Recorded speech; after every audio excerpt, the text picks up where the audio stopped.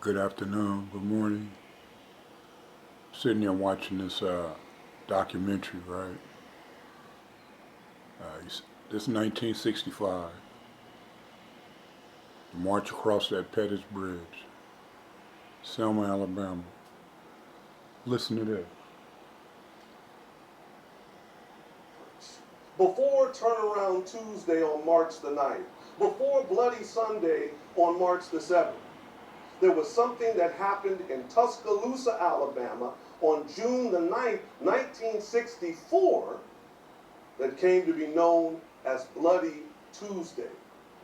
Family, there were foot soldiers. Now this is education. Even before Edmund Pettus Bridge. There were foot soldiers that stood up and were met with I would love for you to look into those crowds, right? even before Selma. We return to a episode that we filmed last summer in this special season of remembrance. Please join me in considering the fullness of our freedom fighting history in this return to the episode, Foot Soldier for Life, but we're calling this one the Bloody Tuesday before Bloody Sunday. Hello, my name is Irene Bird, and I'm a foot soldier of Bloody Tuesday in Tuscaloosa, June 9, 1964. I am Deborah Gamble, and I'm a foot soldier for life. My name is Harrison Taylor. I was a 17-year-old foot soldier in the movement. My name is William Wells, and I am a foot soldier for life.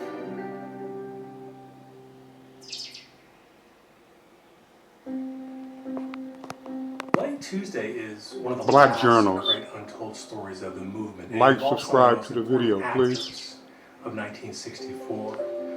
Reverend King was re-engaging Alabama with great energy in early 1964. He assembled SCLC in Montgomery in early March and said he was bringing the movement to Alabama with a greater ferocity than ever before. In March of 1964, King basically brought Reverend Rogers to Tuscaloosa, installed him at First African, and on March 8th, preached a sermon that promised that Rogers would lead the movement, and they wouldn't stop until they had equality and freedom. Well, the Civil Rights Movement was a young people thing. Druid High School and Stillman College students was the force that changed Tuscaloosa. Reverend Rogers come to town, and he was outsider, but Dr. Martin Luther King recommended him to come to Tuscaloosa. First, he didn't have no support from Harlem, no adults. But they started gradually coming in, and being a part of it. People, criticized. Black people, white, everybody, coming and stirring up trouble. He doing this and that. Breaking peace. Got the race thing stirred up.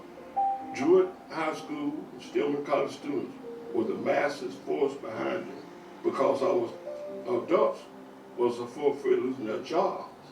I went to Druid High School, and they had a reputation. They had a reputation, and that reputation was it. I was a majorette. I had fun. I enjoyed life.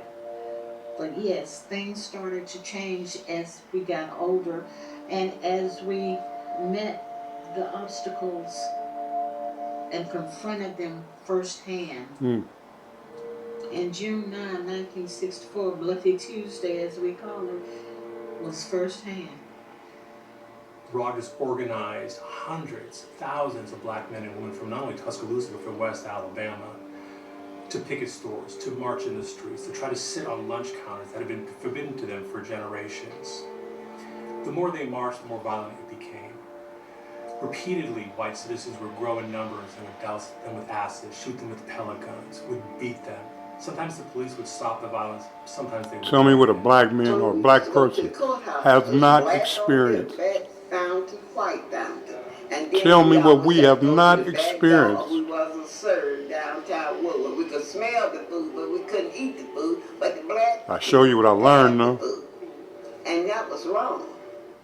All this came to a head on June 9, 1964. This history. Where Rogers decided to double down and create the largest movement in Tuscaloosa ever. he assembled nearly 600 people to meet him at his church at First African. And on June 9th that morning, they were going to march from the church to the new county courthouse, which was segregated. It's only a third of a mile away, but they never made it. As they were leaving the church, they didn't realize that it had been surrounded by over 70 law enforcement officers, police, sheriff's deputies, also members of the game wardens, and other officers from around the area. And they were backed up by Klansmen, and also the sheriff had deputized white citizens to help prevent this march. That night before, we had a big mass meeting, and Reverend Rogers spoke and got us all fired up, and we sung the songs, you know, and God had us fired up. And that next morning, he explained to us that night what we wanted to do, what our goals was, and how we were going to do it. That next morning, we was getting ready to leave. If you want to see more, sung our, freedom songs and had some. send me a comment. As we went out,